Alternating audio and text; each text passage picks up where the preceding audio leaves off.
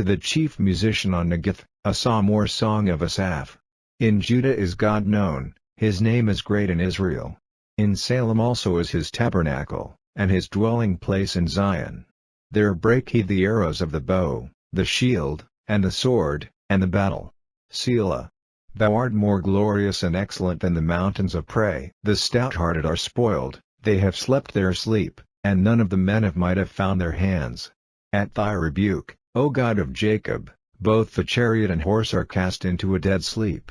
Thou, even thou, art to be feared, and who may stand in thy sight when once thou art angry? Thou didst cause judgment to be heard from heaven, the earth feared, and was still, when God arose to judgment, to save all the meek of the earth. Selah. Surely the wrath of man shall praise thee, the remainder of wrath shalt thou restrain. Thou, and pay unto the Lord your God, let all that be round about him bring presents unto him that ought to be feared.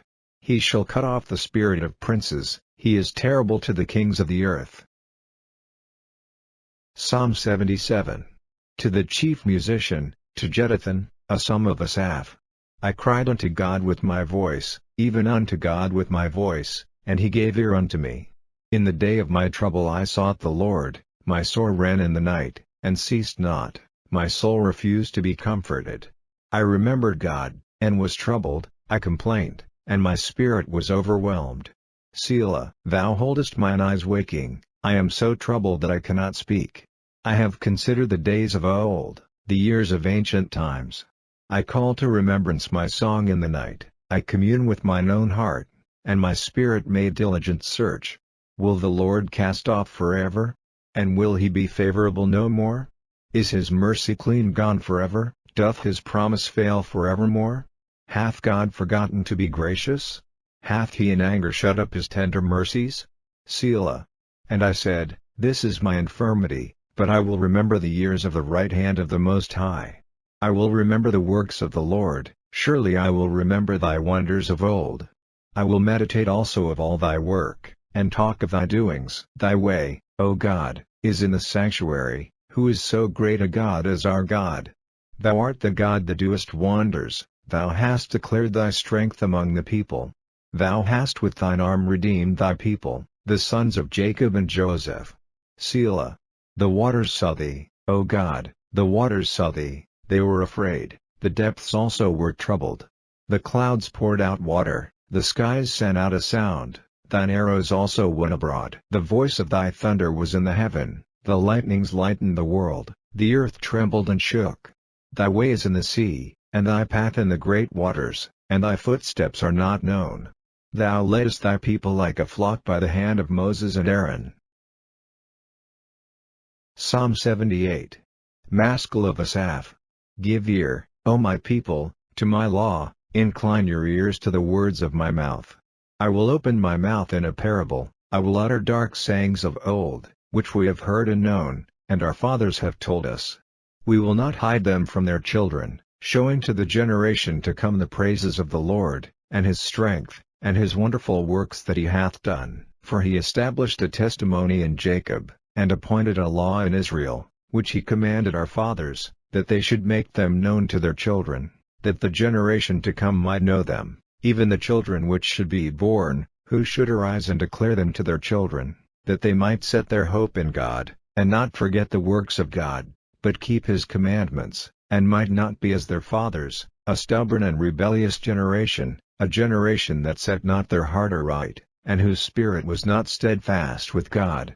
The children of Ephraim, being armed, and carrying bows, turned back in the day of battle. They kept not the covenant of God, and refused to walk in his law, and forgat his works, and his wonders that he had showed them. Marvelous things did he in the sight of their fathers, in the land of Egypt, in the field of Zoan. He divided the sea, and caused them to pass through, and he made the waters to stand as an heap. In the daytime also he led them with a cloud, and all the night with a light of fire. He clave the rocks in the wilderness, and gave them drink as out of the great depths. He brought streams also out of the rock, and caused waters to run down like rivers. And they sinned yet more against him by provoking the Most High in the wilderness. And they tempted God in their heart by asking meat for their lust.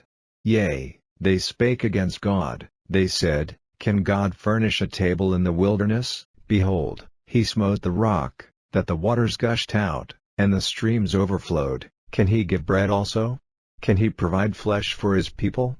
Therefore the Lord heard this, and was wroth, so a fire was kindled against Jacob, and anger also came up against Israel, because they believed not in God, and trusted not in his salvation, though he had commanded the clouds from above, and opened the doors of heaven, and had rained down manna upon them to eat, and had given them of the corn of heaven. Man did eat angels' food, he sent the meat to the full. He caused an east wind to blow in the heaven, and by his power he brought in the south wind. He rained flesh also upon them as dust, and feathered fowls like as the sand of the sea, and he let it fall in the midst of their camp, round about their habitations. So they did eat, and were well filled, for he gave them their own desire, they were not estranged from their lust. But while their meat was yet in their mouths, the wrath of God came upon them, and slew the fattest of them, and smote down the chosen men of Israel. For all this they sinned still, and believed not for his wondrous works. Therefore their days did he consume in vanity, and their years in trouble. When he slew them, then they sought him, and they returned and inquired early after God. And they remembered that God was their rock, and the high God their Redeemer. Nevertheless they did flatter him with their mouth, and they lied unto him with their tongues. For their heart was not right with him, neither were they steadfast in his covenant. But he, being full of compassion, forgave their iniquity, and destroyed them not. Yea, many a time turned he his anger away, and did not stir up all his wrath. For he remembered that they were but flesh, a wind that passeth away, and cometh not again. How oft did they provoke him in the wilderness, and grieve him in the desert? Yea, they turned back and tempted God, and limited the Holy One of Israel. They remembered not his hand, nor the day when he delivered them from the enemy. How he had wrought his signs in Egypt, and his wonders in the field of Zoan, and had turned their rivers into blood, and their floods, that they could not drink. He sent divers sorts of flies among them, which devoured them, and frogs, which destroyed them. He gave also their increase unto the caterpillar, and their labor unto the locust. He destroyed their vines with hail, and their sycamore trees with frost. He gave up their cattle also to the hail, and their flocks to hot thunderbolts. He cast upon them the fierceness of his anger, wrath, and indignation, and trouble, by sending evil angels among them. He made a way to his anger, he spared not their soul from death, but gave their life over to the pestilence, and smote all the firstborn in Egypt, the chief of their strength in the tabernacles of Ham, but made his own people to go forth like sheep, and guided them in the wilderness like a flock. And he led them on safely, so that they feared not, but the sea overwhelmed their enemies. And he brought them to the border of his sanctuary, even to this mountain, which his right hand had purchased. He cast out the heathen also before them, and divided them an inheritance by line, and made the tribes of Israel to dwell in their tents. Yet they tempted and provoked the Most High God, and kept not his testimonies, but turned back, and dealt unfaithfully like their fathers. They were turned aside like a deceitful bow, for they provoked him to anger with their high places, and moved him to jealousy with their graven images. When God heard this, he was wroth, and greatly abhorred Israel, so that he forsook the tabernacle of Shiloh, the tent which he placed among men, and delivered his strength into captivity, and his glory into the enemy's hand. He gave his people over also unto the sword, and was wroth with his inheritance. The fire consumed their young men, and their maidens were not given to marriage. Their priests fell by the sword, and their widows made no lamentation.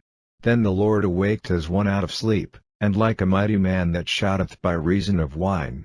And he smote his enemies in the hinder parts, he put them to a perpetual reproach. Moreover he refused the tabernacle of Joseph, and chose not the tribe of Ephraim, but chose the tribe of Judah, the Mount Zion which he loved. And he built his sanctuary like high palaces, like the earth which he hath established forever. He chose David also his servant, and took him from the sheepfolds, from following the ewes great with young he brought him to feed Jacob his people, and Israel his inheritance. So he fed them according to the integrity of his heart, and guided them by the skillfulness of his hands.